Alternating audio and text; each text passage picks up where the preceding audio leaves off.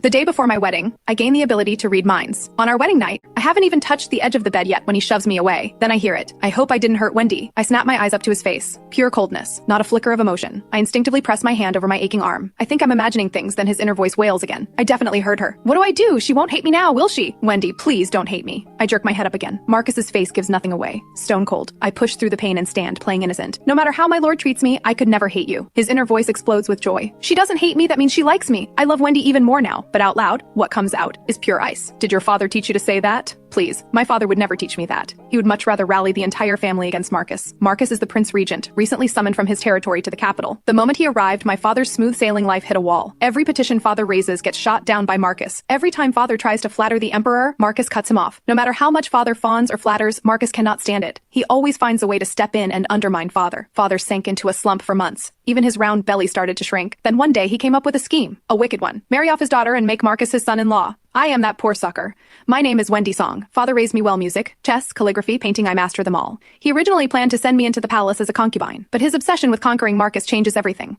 The very next day, he rushes to petition the emperor for an imperial arranged marriage. Everyone at court knows Marcus despises my father. They all expect a spectacular humiliation. But the joke never comes. Instead, everyone ends up feasting at my wedding banquet. Before I leave home, father takes my hands with great solemnity. He says Marcus agreeing to marry me means his conquest plan is already half done. The other half is up to me. He tells me to train Marcus well. Best case, turn him into a completely henpecked husband. Even better, convince him to lead a rebellion. If it succeeds, he becomes emperor, I become empress. If it fails, he goes to prison and father gets me out clean. I slap my knee in sheer admiration. Father, you absolute genius. So I scheme and maneuver to get close to Marcus, trying to catch his attention only to get shoved away. And on top of that, out of nowhere, I can hear his every thought. The heavens are truly on my side. I lock eyes with Marcus and dramatically rub my arm. A wife's duty is to follow her husband. Wendy will never hate my lord, not in this lifetime. All this syrupy sweetness comes straight from the romance novels I've been reading. Apparently men fall for this kind of thing. Sure enough, his inner voice roars back. If Wendy comes closer one more time, it means she doesn't hate me. I take a step forward. He shoots me a sharp glare. What do you think you're doing? Getting close to you, obviously. I put on my most innocent face. You're the one who wanted me to come closer. He stumbles backward in sheer panic, like I'm some kind of dangerous beast about to devour him. I forbid you to come any closer. I walk right up to the edge of the bed anyway. I soften my voice. My lord, don't be afraid. I'm your princess. Inside, Wendy is so gentle she says she's my princess and she really doesn't hate me. But his face darkens. If not for the emperor's imperial decree, do you think a minister's daughter is worthy of my manner? Inside. Worthy. Totally worthy. My Wendy is the most worthy. Heh.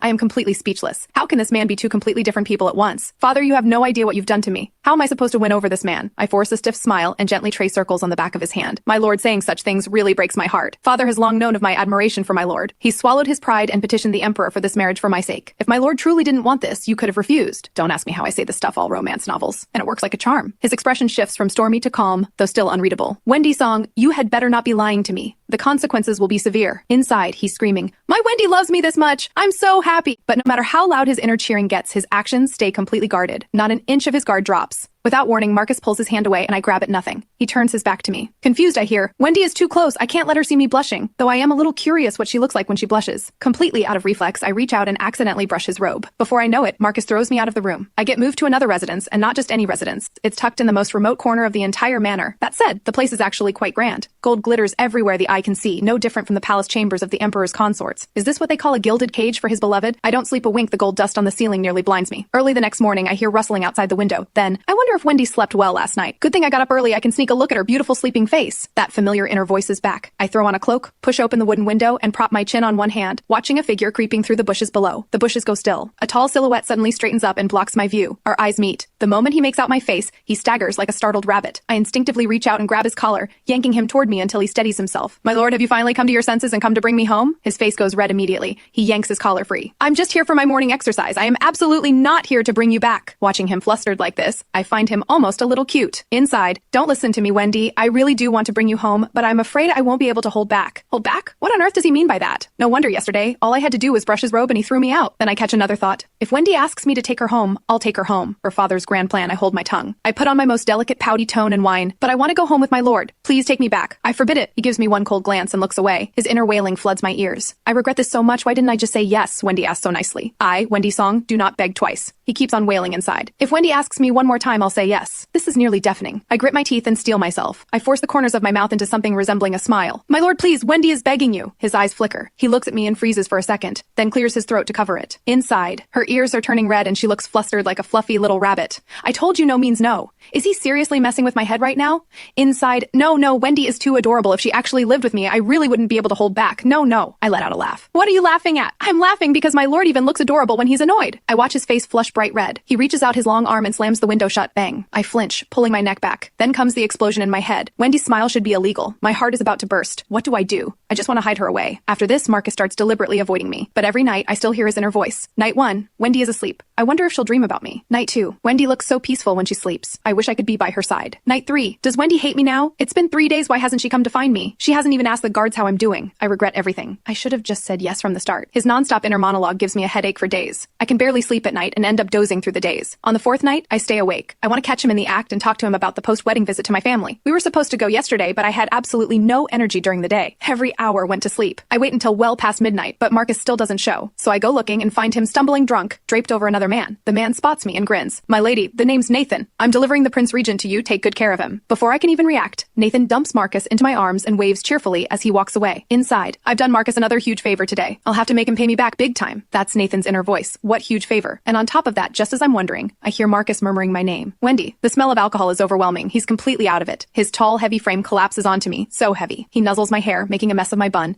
and keeps murmuring my name over and over. Wendy, don't hate me. All that cold, aloof Prince Regent energy is completely gone. He's a total clingy mess trying to bury himself in my arms. I won't hate you, my lord. I guide him back to his room and have someone brew a sobering soup. Marcus is flushed from head to toe. He tugs his collar open from the heat, and I catch a glimpse of what's beneath. I spin away, my face burning. Then his whimpering inner voice drifts into my ears. She hates me after all. Wendy won't even look at me. Nathan, you liar, you told me to fake being drunk to trick Wendy. I never should have drunk at all. I whip around. Marcus is lying perfectly still in bed, eyes shut tight. What terrible acting. A mischievous impulse hits me. I reach out to pry open his eyelids. He grabs my hand in a firm grip and opens his eyes. What do you think you're doing? Inside. Is Wendy having improper thoughts about me? No, I need to stay composed. The more thrilled he is on the inside, the harder he grips. I hiss in pain. My lord, you're hurting me. He immediately releases me, brow furrowed. Inside, Wendy's hurt ointment. I need to get her ointment. Marcus gets up, wobbling to the cabinet and pressing a bottle of ointment into my hands. He looks down at me, still expressionless, the flush fading from his face. Take it. Inside, my Wendy is like a porcelain doll. I can never be this rough with her again. Wendy, quick, put this on and it won't hurt anymore. I smile softly, meeting his dark gaze. My lord, I'll take this, but you have to promise to let me move back in with you. Deal?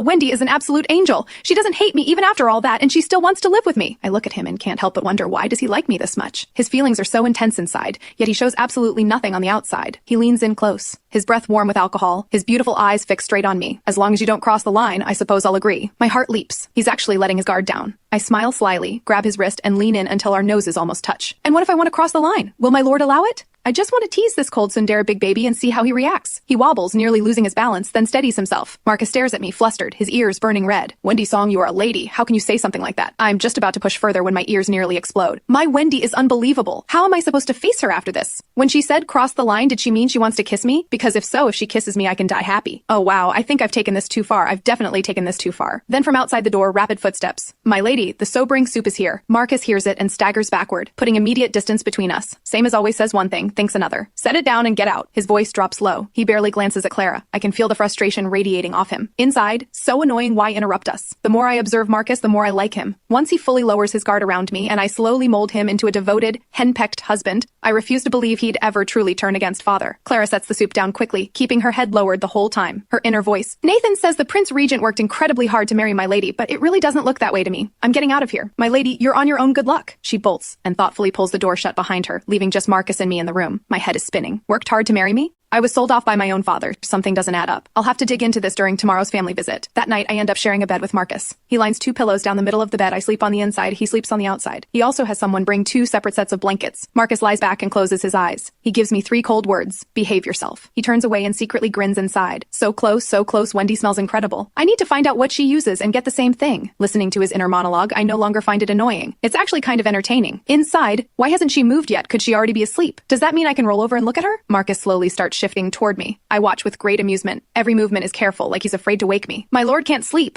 I say suddenly. He freezes and tugs his blanket up to cover himself. I'm already asleep. Sleeping people don't talk. He shuts up obediently. How can any man be this cute? His inner voice. Wendy is breaking the rules again. I can't help it. A smile spreads across my face. My lord, take me to court with you tomorrow. After that, I'd like us to visit father together. Marcus's heartbeat suddenly speeds up. I can actually hear it. His inner voice. Wendy wants to take me to her father's house? That man is going to make my life miserable. What do? I really don't want to go. But if I don't, Will Wendy be disappointed? I nearly burst out laughing. I didn't realize Marcus understood father's personality so well. My lord, you don't want it to come, do you? I shift a little closer, resting my hand casually on the pillow between us. Marcus says nothing. Even his inner voice goes completely quiet. I'm thrown off. I want to reach out and touch his sleeve, but my hand stops midair and I pull it back. My lord, if father gives you a hard time, I'll protect you. You are my husband, and I will always stand by you. Marcus still doesn't move an inch. I stare at his broad back and start to feel oddly ignored. How petty, not even a single inner thought for me to hear after everything I just said. Then, after a long pause, Duan Shu's whimpering inner voice slowly rises. My Wendy is truly the best person in the world. She said she'd protect me. Haha, protect me, then I'm not afraid of anything. His inner voice fades, and softly, out loud, I hear him. You should be worrying about Minister Song. I don't need a woman to protect me. His mouth says one thing, his heart says another. I let it slip before I can stop myself. Marcus spins around to face me, staring in pure shock. What did you just say? Inside. Did she figure me out? Surely not. Nathan said it's not time yet. He told me to keep playing it cold. I am playing it cold, so why does Wendy know? I can clearly hear the panic inside him. I said I'm grateful my lord can accompany me home. I guiltily pull the blanket up to my chin and sit with what I've just learned. Conclusion, Nathan is far more calculated than he seems. The next morning, I'm poked awake by Marcus. I blink at him blearily. He immediately pulls his hand back, coughing twice to cover himself. He perches on the edge of the bed, turns sideways to face me, and says coldly, "Get up!" Inside, I definitely poked Wendy awake, but her cheeks are just so pokeable I wish I hadn't poked so hard. So that's why my cheek is throbbing. How thoughtful of my lord, knowing I can't get up on my own, he personally comes to wake me. Inside, my Wendy is so understanding she's not even upset with me. I have to treat her well. The next second, Marcus extends his hand toward me. I stare at those long, elegant fingers, completely puzzled. My lord, what is this? Never mind. He pulls it back and stands, his inner voice wailing again. Did I just frighten Wendy? If only I hadn't reached out first, but I really just wanted to hold her hand. I spring up from the bed, grab Marcus by the wrist, and slip my hand into his. There, my lord is so good to me, and Wendy is good too. Wendy likes you. Keep coaxing her for now, that's what I tell myself. But a strange pang of guilt hits me. Marcus really is hopeless at flirting. His ears are visibly flushed, and his hand grows warmer by the second. Inside, he's laughing to himself, laughing like an absolute fool. Today is the first time we share breakfast together. The spread is generous, and everything in front of me is exactly what I love. My heart warms. Before I was married, I used to share breakfast with father too. He always put my favorites in front of me too. Marcus clearly cares about me. You don't do this for someone you don't like. Don't be fooled by how composed and refined Marcus looks right now. As he eats inside, he's still completely lost in the moment we held hands. I held Wendy's hand. I'm never washing this hand again. I wonder if we can hold hands again later. Thank you, my lord. The words catch Marcus's attention. He looks up. Thank me for what? All of this is my favorite food. Thank you for caring so much about me. I don't care about you. You're imagining things. Marcus's expression goes flat, and he goes back to eating with unhurried elegance. Inside, how does Wendy know I got up at dawn to buy all this? She's too sharp. I feel like I'm about to get caught. When will I ever be able to openly cuddle with Wendy? Cuddle with Wendy. His inner ramblings keep coming, one after another. Listening to it, I swear my savory soy milk starts tasting sweet. I nap in the carriage on the way, waiting for Marcus and father to finish court. By mid-morning, the ministers begin streaming out of the palace gates, and I step out of the carriage. Lord Lee, who is quite close with father, spots me and comes over. Wendy, you won't believe it. The Prince Regent actually praised your father today. It had us all in stitches. I smile awkwardly, not finding this remotely comforting. How exactly did he praise him? He said your father's outfit today was quite distinctive. I exhale in relief. What you don't know is your father's court robe had a hole all the way through the back, right down to his trousers, a big one. None of us dared say a word. Then the Prince Regent just casually tosses out that compliment and nearly gives your father a stroke. Oh no.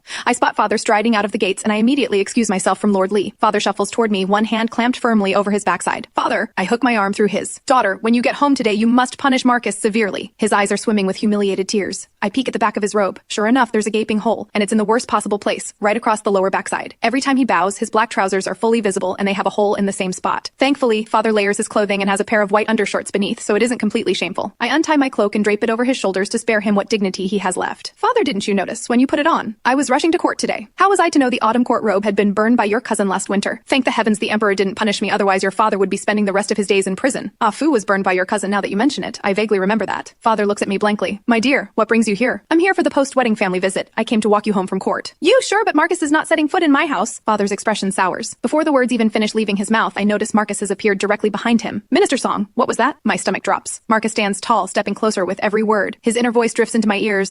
Father, traumatized from being constantly shut down, shrinks behind me like a timid quail. A father-in-law hiding from his son-in-law, what a sight. I had been worried these two might come to blows right in front of me, but seeing how meek father is, that's clearly not happening. The worst they'll do is insult each other in their heads. I suggest father takes one carriage and I ride with Marcus. Father refuses. He insists on squeezing into ours. Marcus mentally curses father the entire ride. I end up wedged between both men. Father keeps shooting glances at Marcus, 1, 2, 3, more than I can count. Every single glance is followed by an internal snort. His inner journey goes from, my darling daughter doesn't love me anymore, to, I never should have let her marry Marcus, to, to, "My dear wife, I have failed, I am so ashamed." Listening to father confess to my mother gets under my skin. I was born through a difficult delivery that took my mother's life. Father raised me alone, and because of that, he almost never mentions her around me. He doesn't want to upset me. My left ear keeps catching Marcus's inner voice, and it pulls me right back. That means he accepts me. My flattery today wasn't wasted, and Wendy just Marcus is really quite endearing. Father just doesn't know it yet. The moment we walk through the door, father has a fire basin brought out. He takes my hand and we step over the flames together to ward off bad luck, he says. Father and his rituals. I pull Marcus in to step over it with us. Father panics and orders the basin removed. I refuse to budge. I insist it stays and drag Marcus across it. Father has no choice. He stands there with a stiff face and watches Marcus hold my hand as we step over together. Inside, my dear wife daughters grow up and leave. I regret everything. I am so ashamed. He's been going on like this the entire trip. I'm over it. I've gotten used to it. Marcus finishes stepping over the basin and immediately schools his face back to cold. Inside, what's wrong with father-in-law now? He looks upset. Did I do something wrong? I give Marcus's hand a slight squeeze. Father is just like this. My lord, don't take it personally. You weren't scared just now, were you? I don't scare easily. Classic, he's being tough again, but his long index finger is anxiously tracing circles on the back of my hand, tickling me. Something stirs in my chest. Maybe I'm imagining things.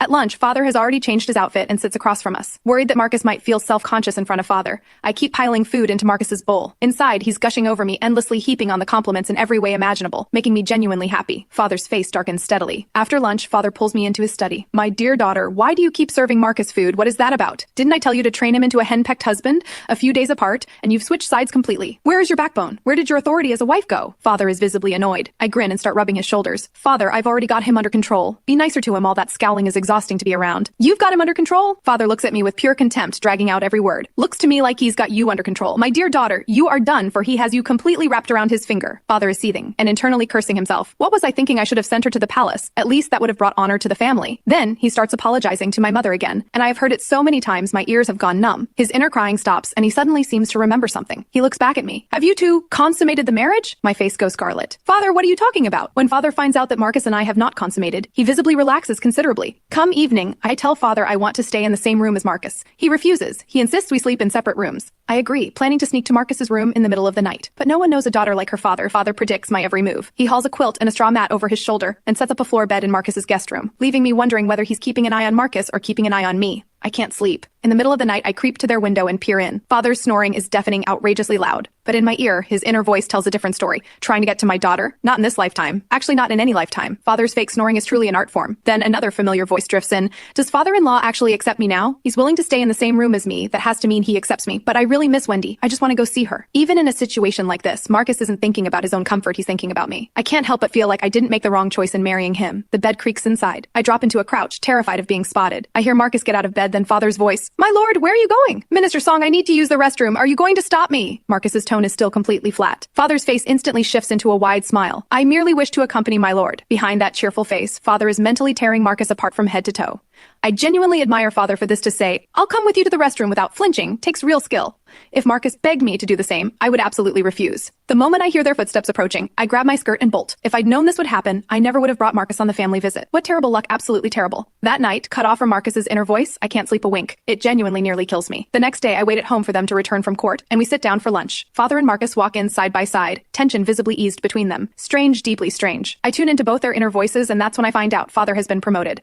He's now the Grand Minister, and Marcus is the one who pushed it through. I am completely baffled. At the table, father piles food into Marcus's bowl with great enthusiasm. Grinning from ear to ear, it's almost painful to watch. My lord, eat more. Seeing father fawn like this, I feel like I'm looking in a mirror. So in father's eyes, every little thing I do is completely beneath notice. And he has the nerve to say Marcus has me wrapped around his finger when look at him. To be fair, from father's perspective, his behavior is understandable. He hasn't been promoted in 5 years. In his 10 years as an official, the first 5 were spent flattering his way up from a junior scholar all the way to minister. The next 5, no amount of flattery made a difference, still minister. Honestly, I've always suspected his top exam ranking wasn't something he actually earned, but something he flattered his way into.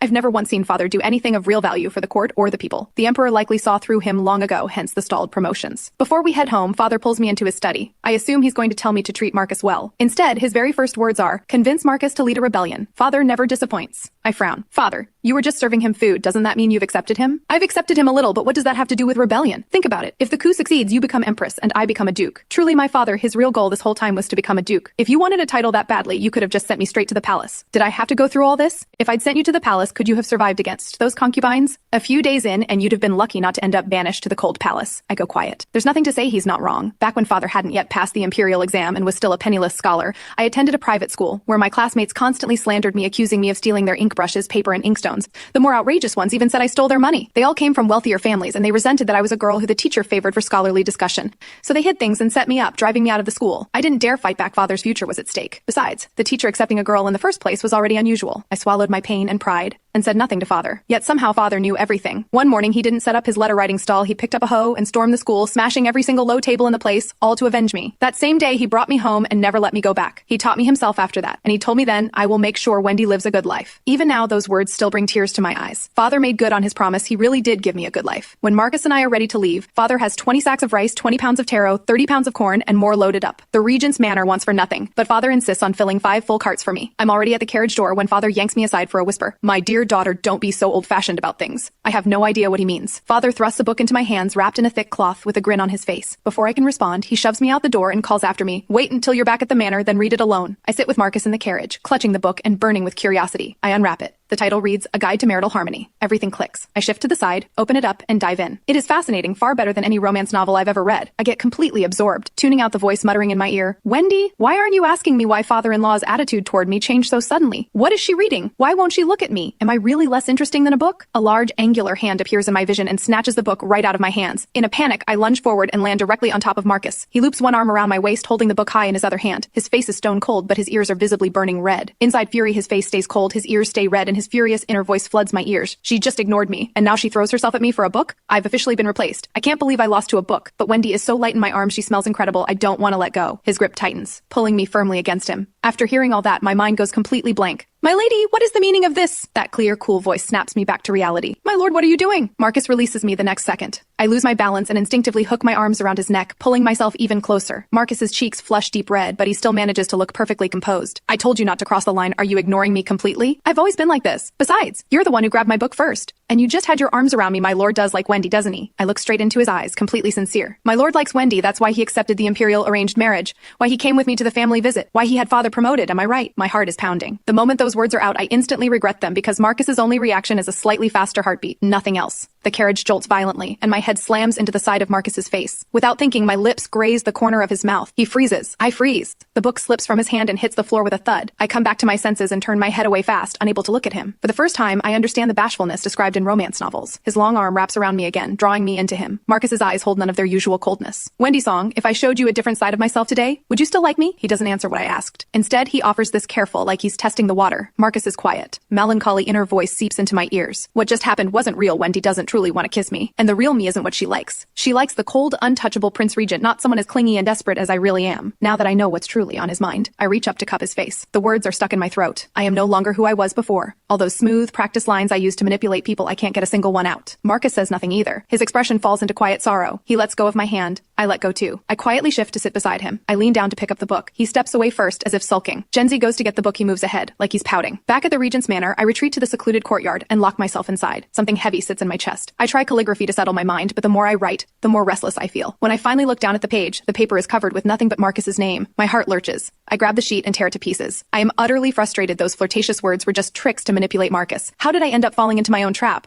I don't even care about that book anymore. Every thought I have is about Marcus. When it comes to matters of the heart, I've always been slow. All I know is what I've read in novels. I open the door, and after a long hesitation, I make up my mind. I need to see Marcus. Because if I truly like him, then I can't leave him pining alone. He isn't at the manor. The servants say he's gone out. I wait. By the time the sun sets, dinner time arrives, and he still isn't back. In autumn, the food cools quickly, and within minutes the table has gone cold. Clara comes in, picks up the dishes, and looks at me. My lady, let me reheat these for you. Did my lord say when he'd be back? I'm not hungry. I need to find Marcus. My lord saw that you'd locked yourself away. He didn't say a word to anyone. He just stormed out.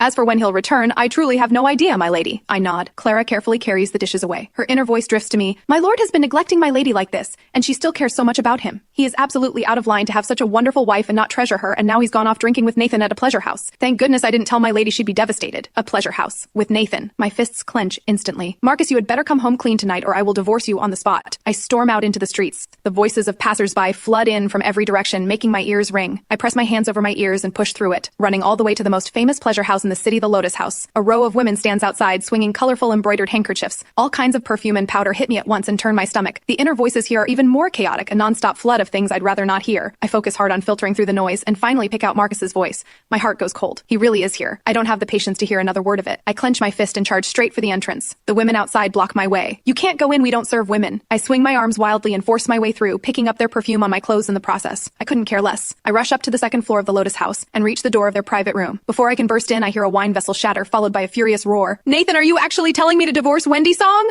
That's Marcus. I go rigid. My lord already knows the truth, doesn't he? Wendy Song agreed to the imperial arranged marriage, even claimed to like you, but only to use you to get her father promoted. My lord is too trusting, and it worked perfectly. Now her father is Grand Minister, holding real power at court. His goal is accomplished. Why would she keep playing along? My advice to my lord, if you don't want to get hurt any further, cut your losses and divorce her now. Every muscle in my body goes tense. I clench my back teeth. So Nathan came here to drive a wedge between us. Before his words even finish, I hear a heavy thud from inside the room, like a body hitting the floor. My chest heightens. I'm terrified they've come to blows. Then Marcus roars and my terror only grows. His voice shakes the walls. She can use me however she wants. She can play with my feelings all she likes. I don't care. I moved heaven and earth to bring her into this manner. Why would I divorce her over one word from you? The hand I'd been reaching for the door freezes in midair. He moved heaven and earth? Wasn't it my father who petitioned the emperor? Why would Marcus say it that way? Nathan's expression shifts entirely, as if he wasn't the one who just pushed for the divorce at all. Since my lord won't let go, my lady is yours for life. And love grows with time. Stop holding yourself back. Who knows? Maybe she genuinely likes the real you. Marcus pauses. You really mean that? We've been brothers for nearly 10 years. Would I lie to you, my lord? Getting you to the person you love, I played my part. Nathan chuckles sheepishly. His inner voice comes through. That little provocation did exactly what it was supposed to. Good thing he finally understands his own heart. If he'd actually agreed to the divorce,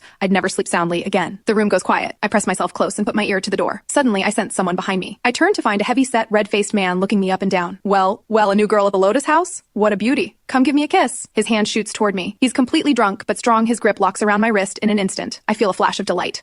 Father taught me self-defense moves. I've never had the chance to try them. Today is his unlucky day. I move fast. One move and he's flat on the ground. I plant my foot on his head. I haven't even twisted a single finger before he's screaming nonstop, drawing a crowd. You wretched woman, do you know who my wife's father is? Her father is General Zhou, one of the founding ministers of this dynasty. Touch a single hair on my head and I will have the Lotus house torn down by morning. I burst out laughing. First time I've seen a man who lives off his wife act this righteous about it. A man with no self-respect is nothing but a deadbeat, and I'd bet by tomorrow it's you getting thrown out by your wife. You foul woman, you're at the Lotus house yourself. How dare you act so high and mighty? The way you talk is absolutely disgusting. If I don't teach you a proper lesson today, my name isn't Song. I press my foot down harder, roll up my sleeve, and start throwing punches one after another. His screaming gets louder, shrieking that someone at the Lotus house is killing him. Wendy! I stop. I turn toward the voice. Somehow, without my noticing, Marcus is already standing right beside me.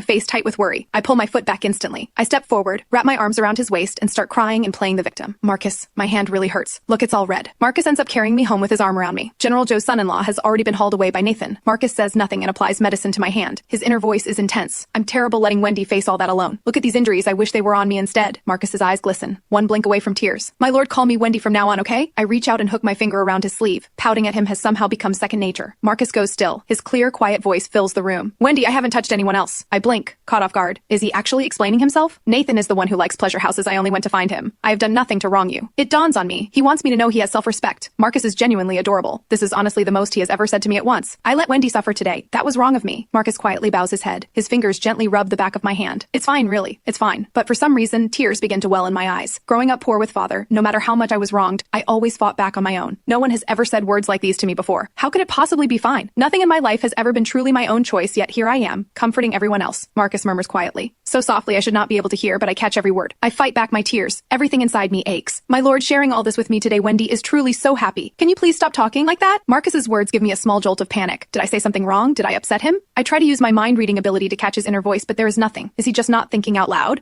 Or has my mind-reading ability disappeared? I grow more anxious. I tread carefully. Does my lord dislike me speaking this way? Inside. I love it. I really love it. But it's all an act. I can't let myself believe it. The moment I hear his inner voice, I breathe again. My lord, come move closer to Wendy. I pat the space between us. But Marcus doesn't budge, so I scoot toward him. He flinches back in a panic. I lean in anyway, all the way in, and kiss him softly on the cheek. This time Wendy means it. This is from the heart, my lord can believe it. The moment those words leave my mouth, things spiral completely out of control. He pulls me down onto the bed. I watch his throat bob, his voice dropping low and rough. I want to hear Wendy call me darling. Will you? I smile, completely won over. Darling. The word barely leaves my lips when a book slips out from his front pocket and falls still warm from his body heat. I look closely. It's the one father gave me. You've been carrying this book around? I wanted to know what Wendy likes, so I kept it close. Marcus's lips curve into a slow, knowing smile. He leans down and murmurs right against my ear. I had no idea Wendy was into this. My whole body goes stiff. The next morning, I sit down to get ready, and Clara nearly jumps out of her skin. My lady, why are your lips so swollen? I grab a bronze mirror and take a look. Sure enough, badly swollen. Like I've been stung by a whole wasp nest. I give a small cough and grab the first excuse I can find. I've been running too hot lately, internal heat. Clara is not buying trying it. It's already autumn, my lady. You haven't eaten anything that would cause that. How could you have internal heat? I cut her off and tell her to make me some cooling soup. Only then does she leave. Ever since Marcus and I opened our hearts to each other, my mind-reading ability has been fading.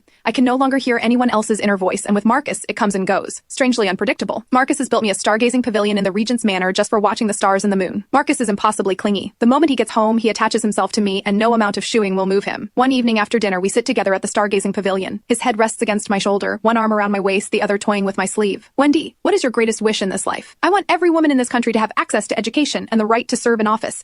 I also want to become a female teacher, open a private school, and take only female students. I believe a woman who never marries, who never lets herself be controlled, can still live a brilliant life. Moonlight falls across Marcus's face, softening his features. His lips press together quietly, and I don't quite know what to make of it. Marriage is not so bad. Actually, if the husband respects himself and truly treasures his wife, life can be very good. Marcus follows right after me. I will work hard to make Wendy's wishes come true. I know I am just daydreaming. My lord doesn't have to take it seriously. Call me darling. He sits up straight, his gaze burning into me. I blink, confused. He explains, does Wendy know that ordinary couples call each other darling and sweetheart? I want Wendy and me to be just an ordinary couple. None of this surprises me. The imperial family is nothing like ordinary households full of scheming, and siblings killing siblings. When the late emperor fell gravely ill, the princes all circled the throne like vultures, but the fifth prince, Marcus, was the only one who stepped back and volunteered to leave for his territory. Back then, he was barely 10 years old. Later, the current emperor, Heng, Marcus's own older brother, personally engineered a plot to slaughter every last prince and seize the throne. Emperor Heng ruled for a full 10 years before he was willing to bring back the one prince who posed no threat to him, Marcus, and only then summoned him back to the capital. I cannot even imagine losing that many family members in a single night. The weight of that grief, how does anyone carry that? And those years in his territory couldn't have been easy, living under constant imperial surveillance. I wrap my arms around his neck and smile softly at him. Then darling had better call me sweetheart. We will live as an ordinary couple in the Regent's Manor, and sweetheart's wish will come true. I hope so. We talk and talk for hours after that, as if we are saying everything we have ever had to say in one lifetime.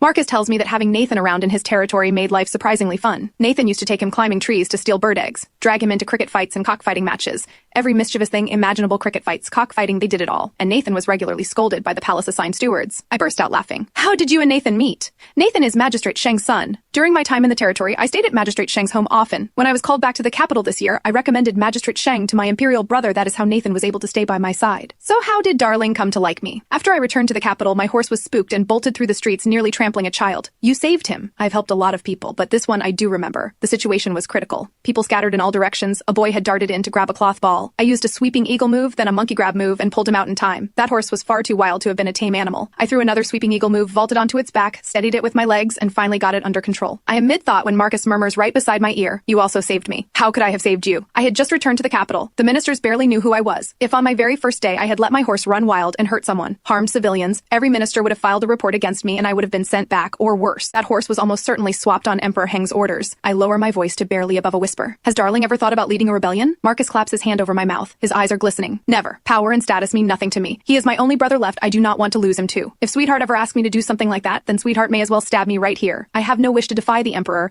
and even less to betray Sweetheart's trust. You fool, I would never put you in danger. I want darling to live safely and peacefully for the rest of his life. This year's autumn hunt has been scheduled later than usual. Marcus is to accompany the Emperor to the Imperial hunting grounds, and while wives are permitted to attend, he has no intention of taking me. Something tight settles in my chest. I barely see him these days. He spends every waking hour with his Imperial brother practicing swordsmanship and riding, often staying overnight at the palace. Meanwhile, since father was promoted to Grand Minister, he has been impossibly busy and rarely home. Most of his time is spent at other officials' homes, discussing matters of state and working hard for the people's benefit, actually starting to look like a decent, upright official. Tomorrow is the autumn hunt. If I don't throw a fit tonight and beg Marcus to bring me, he absolutely will not take me. Throwing a fit and begging Marcus to take me, he will definitely not take me otherwise. I execute my plan. I hover around him, acting like I cannot function without him. His heart softens, but his stance stays firm. Not a hint of wanting to bring me. At bedtime, I keep my back to him, giving him the cold shoulder. Sweetheart, don't be upset. The autumn hunt is genuinely dangerous. What if you get hurt? His hand rests on my arm, applying gentle pressure, trying to turn me toward him. I hold my ground, arms crossed. Darling is absolutely making excuses. This hunt has run for years. Not one wife has ever been injured. And my riding is excellent. You have seen it yourself. So why won't you take me? Fine. I will take you tomorrow. In the afternoon, I will send a carriage for Sweetheart. I light up instantly and spin around on my own, eyes bright. Really? Really? Marcus pulls me into his arms, smoothing my hair at the temple. We curl together, heads close. I am happy for a long, long time. The next afternoon, there really is a carriage waiting at the gate, and it is Nathan who has come to fetch me. My lady! Nathan steps down and gives me a respectful bow. No need for formalities. I brush past him and get straight in, but Marcus is nowhere to be seen. I lift the curtain and look at Nathan. Where is my lord? My lord is at the Imperial hunting. My lord is waiting for you at the Imperial hunting grounds. I nod and settle back into the carriage. The road is rough. the carriage lurching and swaying. Drowsiness creeps in. I keep thinking about riding and shooting alongside Marcus. That thought alone keeps me awake. I lift the curtain again and scan the surroundings. My brow furrows. Nathan, this doesn't look like the road to the hunting grounds. This road leads to— My lady, no need to rush. Nathan pulls the reins tighter and cracks his whip. I have a very good memory. Any road I have traveled even once, I remember clearly. Father took me to the Imperial hunting grounds twice in past years. There is only one road there. This is clearly Marcus and Nathan scheming together to deceive me. My fists tighten. I cannot find a single excuse for him. Nathan, stop the carriage. My lady, we cannot stop here. Stop or I jump. Under my threat, Nathan stops. I jump out, untie one of the horses from the harness, and vault onto its back. Nathan doesn't say a word. He seems to know exactly what I'm doing. He just shakes his head slowly and mutters, Marcus, I did my best. I pull the reins and ride hard toward the Imperial hunting grounds, only to be stopped by the head guard. We face off in a standoff. I announce who I am. They don't believe me. They level their spears at me. The Prince Regent gave specific orders. The princess is out for the day and not at the manor. You have some nerve impersonating royalty. Only now does everything fall into place. Marcus is definitely hiding something from me.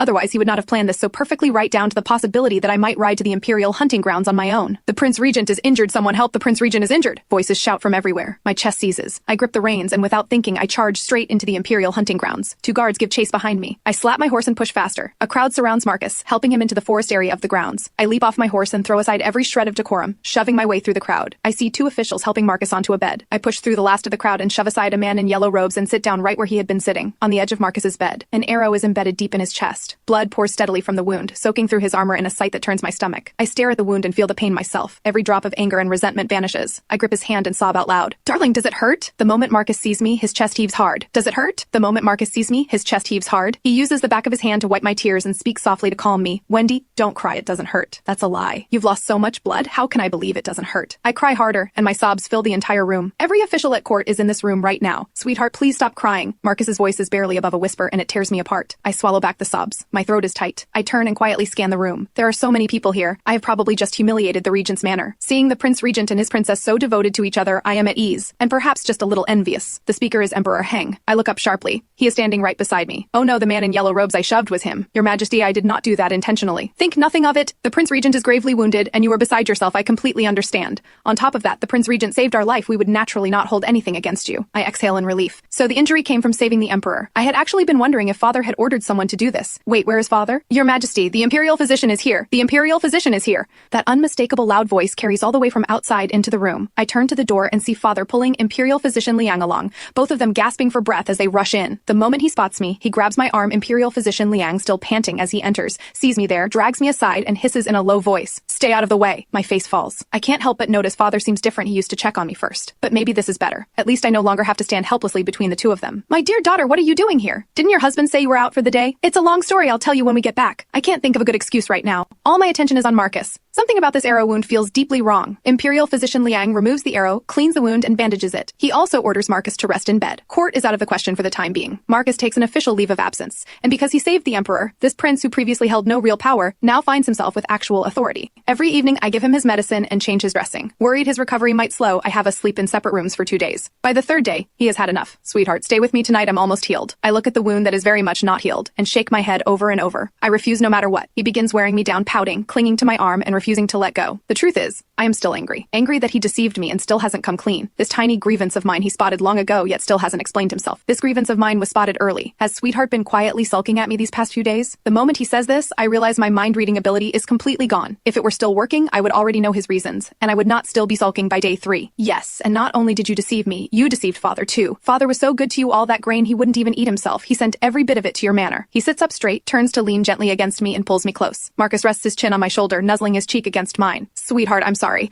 If I hadn't deceived you, you would have stepped in front of that arrow for me. Sweetheart knows it too. I cannot bear to see you hurt. Even less can I bear to see you fall in front of me. Every word he says, I feel in my bones. Marcus truly values me more than his own life. But that still doesn't make this right. You know that if you get hurt, I worry. I get scared too. I cannot bear this either. He lets out a quiet, lovesick laugh. Wendy loves me so much. I am so happy. Stop talking nonsense. He is going to be the death of me saying something like that at a time like this. All right, no more nonsense. The truth is, this was a self-sacrifice scheme. I arranged it myself. After I got your father promoted, many ministers began suspecting that he and I were secretly plotting a rebellion. If I hadn't thrown myself in to save the Emperor, to prove my loyalty, many ministers had already suspected us of plotting a rebellion. If I hadn't sacrificed myself to save the Emperor, to show my loyalty, both the Regent's manor and the Song family would have been in serious danger. So that is what happened. I was wrong to blame him. The court is growing unstable. Someone has already started moving in the shadows. I am afraid they will set their sights on you. Wendy, you are my life. Nothing can happen to you. Do you understand? I can feel how anxious he is. I reach out and wrap my arms around his waist. Nothing will happen to me. Nothing will happen to either of us. I have spent years doing good in this world, and I have built up enough good fortune to carry us through. Besides, are you not my life as well? The moment Marcus's wound heals, he goes straight back to court. To avoid drawing attention, I stay put in the regent's manor like a good girl barely visiting even father's house. I spend my days at the manor doing embroidery, reading romance novels, practicing calligraphy. Life is easy enough, but a quiet unease never fully leaves me. Then one day, the Empress holds a banquet and invites the wives and daughters of many officials. When I receive the invitation, I want to decline. Emperor Hang has ruled for 10 years, and the Empress has never once hosted a gathering like this. This is clearly a trap disguised as a banquet, but then I think if I don't go, the Empress and the Emperor will grow suspicious. And wouldn't that put Marcus in danger? I deliberately dress myself down looking as simple and harmless as possible. The Empress sits alone on the high seat, composed and dignified. She surveys the room carefully. The Empress, poised and alone on the high seat, scans everyone in the room and finally lets her gaze land on me. Does the princess know what the Prince Regent has been doing lately? My darling just finished building me the stargazing pavilion, and now he has started building me a swing. Your Majesty, you have no idea the swing is a serious undertaking. There are drawings to make, materials to source, the location to assess, and the craftsmen have to be chosen carefully. The moment I finish, the entire hall erupts in laughter. Whispers ripple through the banquet. Darling is a common folk word. The princess is married into royalty. How can she have so little sense of propriety? She must have been so thoroughly spoiled by the Prince Regent that she has no awareness at all. Absolutely shameless. The Empress speaks up to silence them, invoking the rule that speaking ill of the imperial family is punishable by death. They shut up immediately. After the banquet, I go to thank the Empress myself. She smiles warmly at me.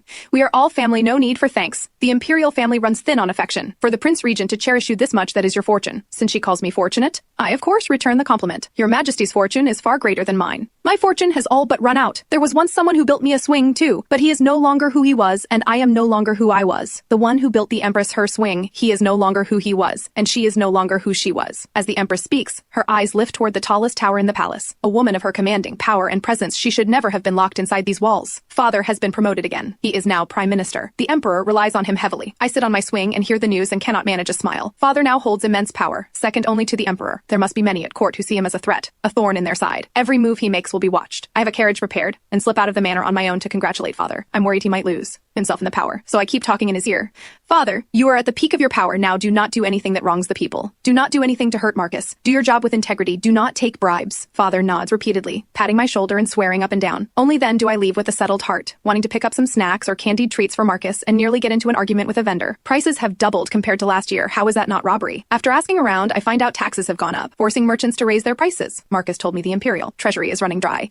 Emperor Hang did indeed order taxes raised. Tax collection has always been managed by Father's close friend, Uncle Lee, so it should be fine. But my heart stays uneasy. It has always been Uncle Lee managing taxes, surely fine. My heart never settles. What the current situation at court actually looks like, I have no idea. Marcus tells me not to worry, he will handle everything. Every night I sleep beside Marcus. He holds me tighter and tighter, and sometimes murmurs to me while I sleep. If things ever reach a point where there is truly no way out, will Wendy stay with me? I mumble back half asleep.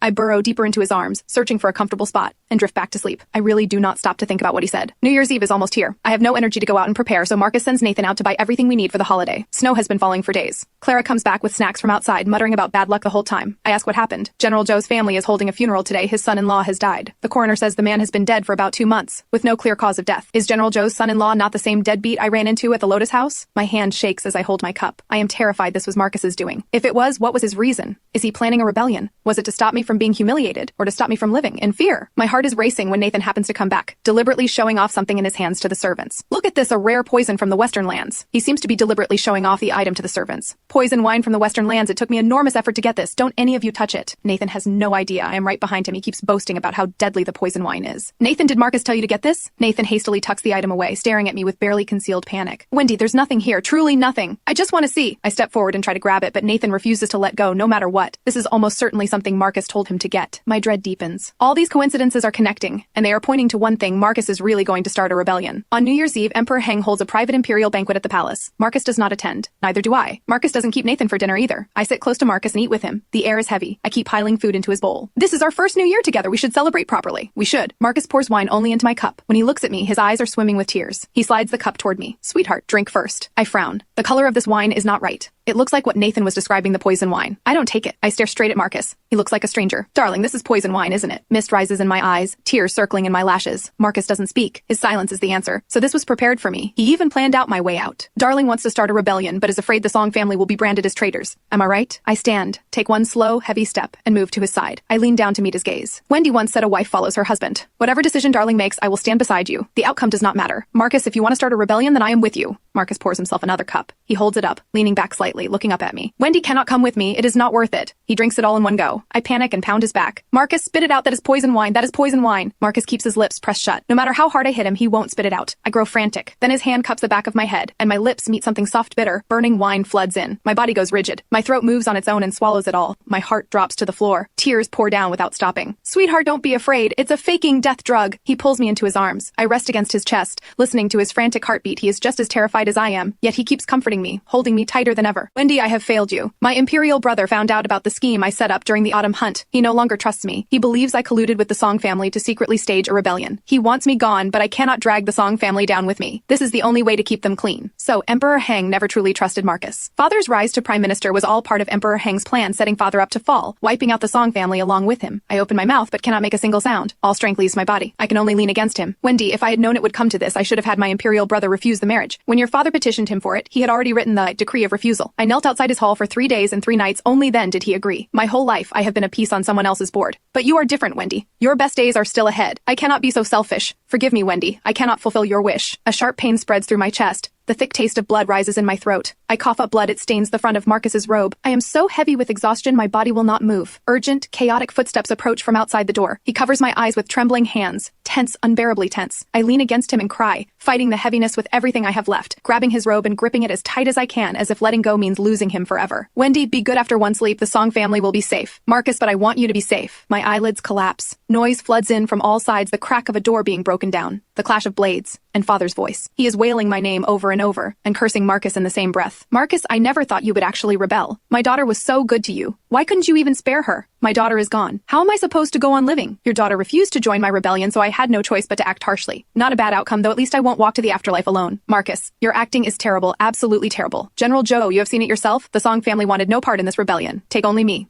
Is Father tied up? Release him. After General Joe's deep voice rings out, I can no longer hear anything they say. I wake up in my own bedroom. Father is sitting at my bedside, fast asleep. I look toward the window. Still dark outside. Some strength has returned to my body. I sit up and shake Father's sleeve gently to wake him. Father, where is Marcus? Father stirs slowly, and the moment he sees me, he throws himself at me, crying like a child. My darling daughter, you're finally awake. Do you have any idea what these 7 days have been like for me? I comfort him for a long while before he calms down. Where is Marcus? I ask again. Father goes quiet. Something feels wrong. I shake his sleeve desperately. Father, where is Marcus? On the day after New Year's Eve, the Emperor had him executed, and I was the one overseeing. What? I cannot breathe. Tears flood my eyes. My heart feels like it is being torn apart. My dear daughter, it was Marcus who saved the Song family, and because of his death, the true traitors behind the real rebellion were drawn out. He died with purpose. Traitors? Father lets out a long, heavy sigh and begins to tell me everything that has happened in these past days after Marcus's death. Emperor Heng was nearly assassinated, and the culprits turned out to be Lord Li and General Zhou. Lord Li had long harbored ambitions for the throne. He was patient, spending years hidden close to Emperor Heng, advising him and helping him strategize. Even the scheme that eliminated all the other princes had partly been Lord Li's design. Emperor Heng never saw him as a threat,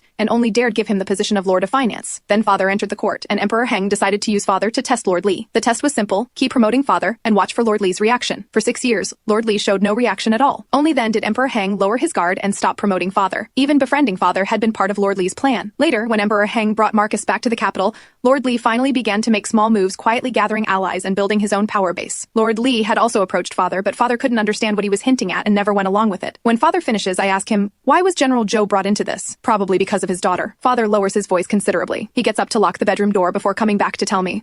My dear daughter, a few months ago, General Zhou's son-in-law went missing. His daughter screamed and cried and threatened to jump into a well. That's serious? Over a man who was ugly and useless to boot? And still threatened to jump into a well. Father drops his voice even lower. His daughter never cared much for reading growing up. She was kept sheltered in the inner chambers her whole life, never saw the world, barely met any men. That is what shaped her. Father makes a fair point. Thank goodness I understood the value of reading from a young age, otherwise I might have ended up just as pitiful. That pitifully. Father doesn't go any further. He tells me to rest and goes to prepare food. As for what came after, I can piece it together myself. If General Zhou loved his daughter that much, he would naturally want revenge for his son-in-law. Everyone at the Lotus House, every woman, every guest knew that General Zhou's son-in-law had been taken away by Marcus. General Zhou held a grudge against Marcus. To remove Marcus as a threat, the only option was to join forces with Lord Li. The extra money from the raised taxes Lord Li must have pocketed plenty. Recruiting soldiers, buying food, all of it costs money. So that is what you never truly know a person means. Uncle Li was deeply treacherous. I have no appetite. Father has me drink a few spoonfuls of porridge, then lets me rest. He walks out alone. As he turns away, I catch him quietly lifting his sleeve to wipe his eyes. I follow him out and watch him enter the memorial hall set up in the back courtyard. The hall holds the memorial tablets of the Song family ancestors and my mother's tablet. I stand at the doorway and look inside.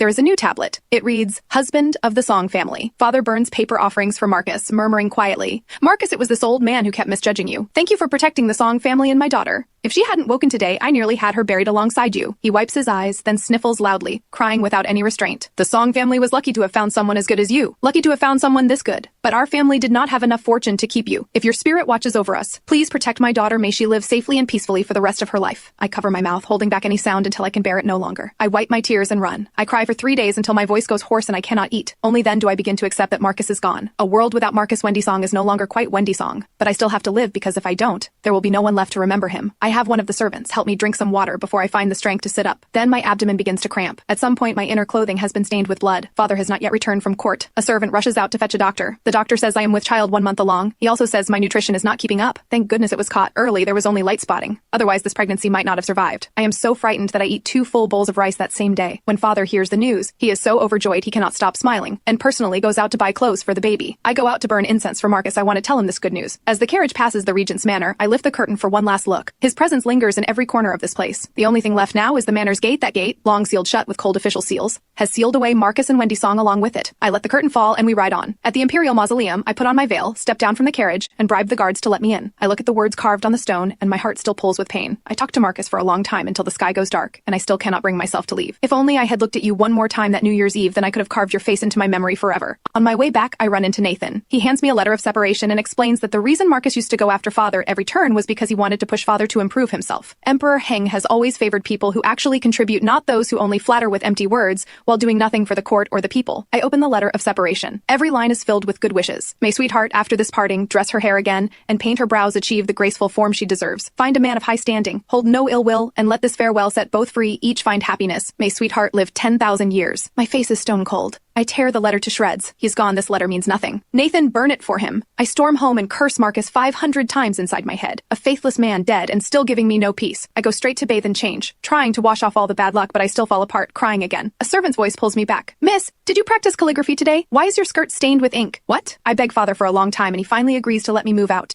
He sets up a small courtyard for me outside the city, cool in summer, warm in winter. A good place, just a bit far. Father insists I bring several servants and household staff so that I will be properly taken care of when I get there. I get into the carriage and take out the small portrait I painted of Marcus yesterday. I rest my hand over my belly. Look carefully, this is your father. He is also a faithless man. If the day ever comes when your mother forgets what he looks like, you must not forget. You will find him, splash ink all over him, and write the words faithless man all over his clothes. That is how your mother will feel better. The road is long and rough. We stop at a roadside inn to rest. Since becoming pregnant, even walking has grown tiring. I have to lean on a servant just to move. From the moment I step out of the carriage, I feel eyes on me. I look up toward the second floor of the inn. On the balcony stands a man, his back to me, draped in a white fur cloak, standing perfectly still. Standing there in that white fur cloak, something about him feels unbearably familiar and makes my heart pound violently. I grab the servant's hand and rush straight up to the second floor. But the man is seated calmly at a table, carefully piecing together a torn, shredded piece of paper, trying to put it back together. His profile is the image of Marcus. Something in me softens. Without thinking, I walk toward him. He looks up at me, puts on a long-suffering expression, and says, if sweetheart doesn't want a separation, she only had to say so. Instead, she tears up the letter and then tells Nathan to burn it for me. What exactly is the plan here? My nose stings. Tears blur my vision as I run straight into him. Marcus catches me without missing a beat. You are carrying a child. How can you still be this reckless? Faithless man, big liar. I sob so hard I can barely breathe. All right, I am a faithless man. I am a big liar. Sweetheart, please stop crying. Look at me. My heart is breaking. His voice is soft and clear, his hand moving steadily up and down my back until some of the tension in me finally eases. Everything I had packed from the manor, clothes, food, all of it gets moved straight into Marcus's house. I leave the inn with Marcus and get into his fine carriage. He takes care of my every need, food, drink, everything, rubbing my shoulders and legs, coaxing me the whole way. I am not a big-hearted person. I am not forgiving him that quickly. I am still sulking. He starts to hold me close, pulling out all his old tricks. He holds me close, working his usual soft, persistent charm. Sweetheart, please don't be upset. Don't ignore me. I know I was wrong, truly. Wrong about what exactly? Wrong to fake my death and deceive you, and even more wrong not to come find you and explain myself afterward. I want an explanation. Marcus rests his chin on my shoulder and plays with my sleeve without a care. He begins slowly and gently. On New Year's Eve, I was in the dungeon. My imperial brother came to visit me and brought me dinner. He told me to eat and then get ready to die. But the food was laced with a sleeping drug. He smuggled me out and arranged for a prisoner who was already condemned to use a disguise technique and take my place. My imperial brother actually trusted me. He trusted the Song family too. He simply wanted to use us to lure Lord Lee into the open because I was the one thing Lord Lee truly feared. Marcus's right about that. The moment Lord Lee eliminated Marcus, Emperor Heng would lower his guard and striking next would be far easier. Then why didn't you come find me? I turned to look at his face so close to mine and ask him directly. I was watching you quietly for a while. You cried for 3 days, nearly lost the baby. My heart was in pieces. Thank goodness you and the child were all right. I sent you the letter of separation because I needed to know if you still cared about me. I never expected someone to just tear it straight up. A man like me who cannot protect his wife and child, a man like me who cannot protect his own family. I don't deserve your affection. I don't deserve your regard. And I was terrified you had come to hate me, so I never dared come. My eyes go red and fresh tears fall. I forbid you to talk like that. Darling is wonderful you protected the Song family, and you protected me. But do you know? I have never hated you. Not once. And I am very easy to win back. Just hold me, coax me a little, and I'll be fine. The words barely leave my mouth when he actually reaches out and wraps both arms around me. So, is sweetheart all better now? My face goes instantly red. All better. As the months pass, my body grows heavier and heavier. At night, my legs cramp constantly. Marcus rubs my feet and legs every evening and has bought stretch mark cream saying it's better to be prepared. I do not have to do a thing except lie in bed and be taken care of. One night, I cannot sleep no matter what. Darling, when are we going to start sleeping in separate rooms? Not possible, not now, not ever. He pulls me even tighter, as if afraid I might slip away. But I am 4 months along now, my belly is only going to get bigger. This bed won't fit us both. Then tomorrow I will have a carpenter widen the bed. You are not sleeping in a separate room. Wendy, can we just have one child? What? Marcus says this completely seriously, not a trace of humor. Why? So many concubines in the palace compete to give birth just to win favor, throwing away their own safety. The difficult labors, those are the ones who push too far. This child of ours was completely unplanned. I had been wondering when you would ever want to have a child. I try hard to recall the month before New Year's Eve, his dedicated, diligent presence every single night. Was he not trying hard enough? I let out a cold snort. Big liar! Sweetheart is upset again. He shifts even closer. Sweetheart, don't be upset. I really wasn't trying very hard before. Why would I lie to you about that? He loves saying things like this with a perfectly straight face, and it never fails to make my ears go red. I try to stop him. Enough, I want to sleep. Sweetheart, wait, I need to discuss something with you. Say it fast. I am really going to sleep. Once this baby is born, I will set up a private school for you, you go teach, and I will stay home and look after the child. How does that sound? My eyes light up. Really? Why would I lie? Darling is so good. I wrap my arms around his neck on my own and kiss him several times in a row. The day of the birth goes surprisingly smoothly. It takes me almost no time at all to deliver the baby. Meanwhile, Marcus is outside the delivery room wailing like the world is ending, crying nonstop and shouting, "Sweetheart, no more children. It really hurts too much." The midwife inside the room cannot stop laughing. It really hurts too much. I genuinely want to sink into the floor. I give birth to a daughter. Marcus names her right away Luna Chu. Marcus is absolutely besotted with her. He hovers over her every day, even bringing her along when he goes to the inn. Eventually, Luna is weaned, and my body has mostly recovered. Marcus has a large banner hung at the inn. Any family with a daughter who has not yet attended school is welcome to come and register. The first month of school is completely free. I tease him. Won't darling go broke doing this? Not at all. My imperial brother was worried I wouldn't manage well, so every month he has a chest of gold sent directly to our home. We are not short on money. Fine. I clearly know nothing about being wealthy. And here I was asking father to spare me a bit of silver, thinking I would need to support Marcus through hard times. Turns out I never needed to at all. Marcus's offer works like a charm. It brings me plenty of female students. My days fall into a simple rhythm. Home to school, school back to home. My students are all sharp and bright. They don't take much effort from me at all. Marcus sometimes brings Luna to the school to visit me and brings me lunch. Sweetheart works so hard. You are the backbone of this family. You have to eat more. Marcus holds Luna in one arm and uses his free hand to serve food into my bowl. And somehow, in this moment, I feel happier than I have ever been.